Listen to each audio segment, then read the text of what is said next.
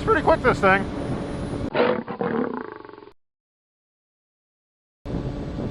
Okay, so today I want to touch on a topic that actually a friend of mine who I ride with a fair bit brought up, and I think it's relevant for a lot of people who are either new to sport bikes or new to motorcycles in general, or just out of practice, and that is corner speed confidence. A lot of people, they go into a corner on a sport bike and they feel if they go over a certain speed, you know, the bike's not going to stick and they're going to lose the front end, or they're just going to fall over or what have you. And I thought I'd go over a little bit of how you go around corners, well, not like a MotoGP star, but expediently.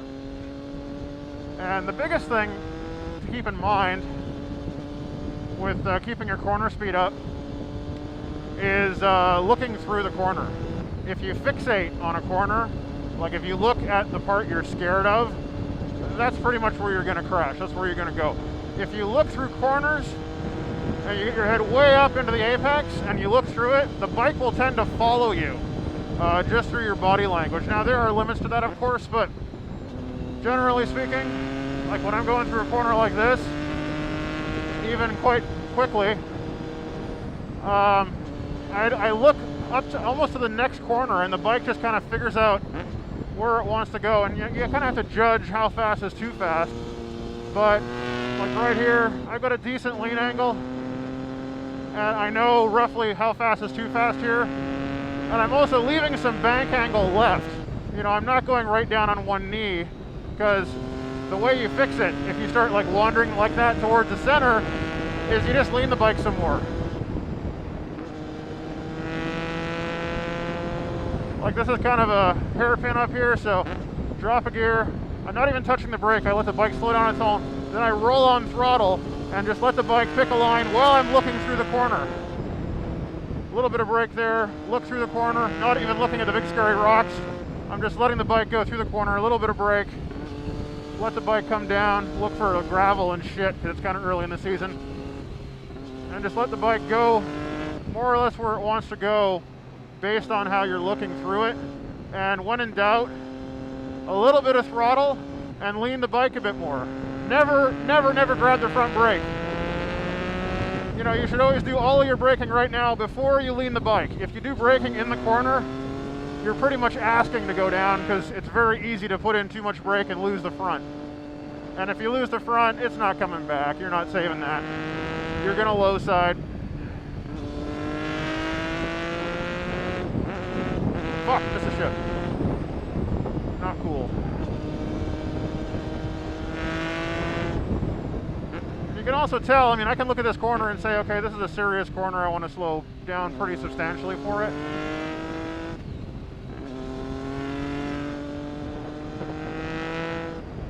Look out for idiots who like to drive in the middle of the fucking road like that guy. And just look through the corner. You know, never look at where you're afraid of going. Look at where you want to go.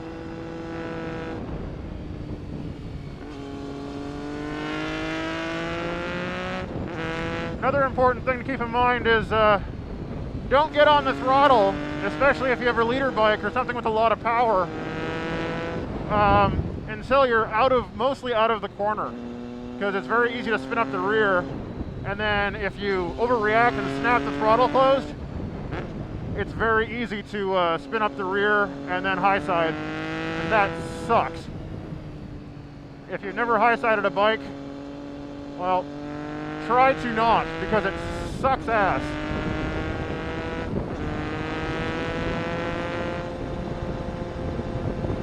And long sweepers like this, I mean, you can go really quite fast. I'm not even using, not even 30% of the available lean angle on this thing. And then when you see a sign like that saying 90-degree bend, usually they mean it. So go in a little bit slower. And the best way to build confidence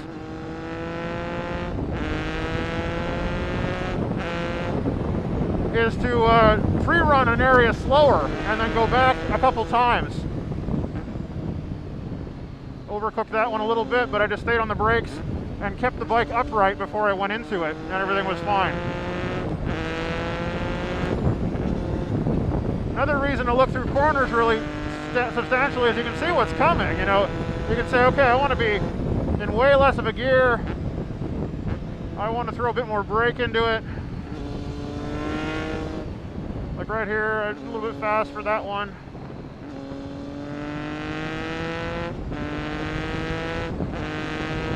Because a lot of times you don't really want to go knee down if you can avoid it, because if you go knee down, I mean, on the track is one thing. On the track, okay, you're doing the same circuit, you know, the same 1.5 or 2 miles constantly, so you learn it, you learn all the corners. But out on the street, you know, you really can't do that. And, you know, stuff changes, there's shit jumps out in front of you, there's sand in the corners sometimes.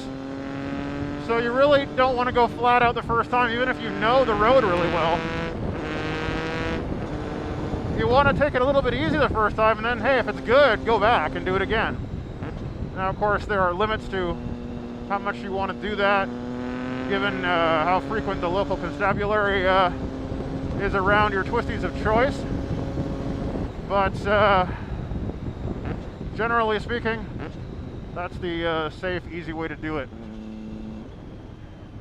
Hey, bud. Okay, there. I would normally just turn around and do that stretch. Ooh, fuck, that was some sand. If you hit sand like that, don't get on the brake. If you get on the brake, you're gonna lose the front instantly in most cases. Just ride through it. If you go down, you go down. If you see it in time, if you see sand with enough time to avoid it, the best thing you can do is get the bike as upright as possible and do as much braking as you can before you get to it, and then get off the brakes completely when you're in the sand.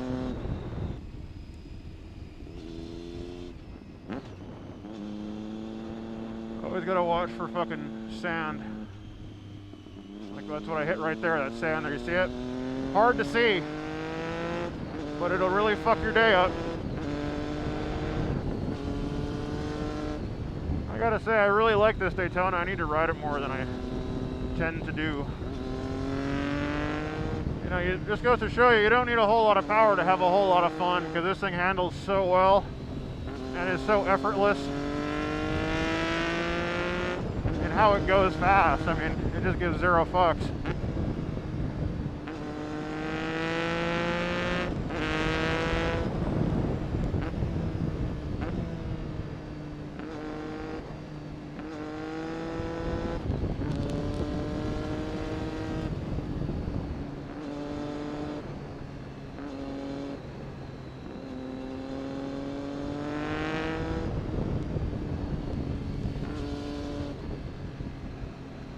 Right here, you know, you can get kind of freaked out by that guardrail, because, you know, hitting that thing is going to suck ass. That's going to be broken bones. But if you just look through the corner, maybe be a little more cautious than you otherwise would be, you can still carry, you know, entirely respectable speed through it. Or you can just, you know, drop a gear, go a little bit slower, but you can still get down, and you're not freaked out by it if you're looking through it generally. So the biggest thing to remember is just look through the corner. And compound corners can kind of catch you, where it's like a one corner and then it gets even narrower. That can fuck you up, especially if you're a bit inexperienced. But the trick there is, look, run it once slow, you know, and then you know. And you also know if there's any, like right here, overcooked that one, but just lean it a bit more and you're good. Stayed inside the lines. Unlike every other fucking asshole in a car around here.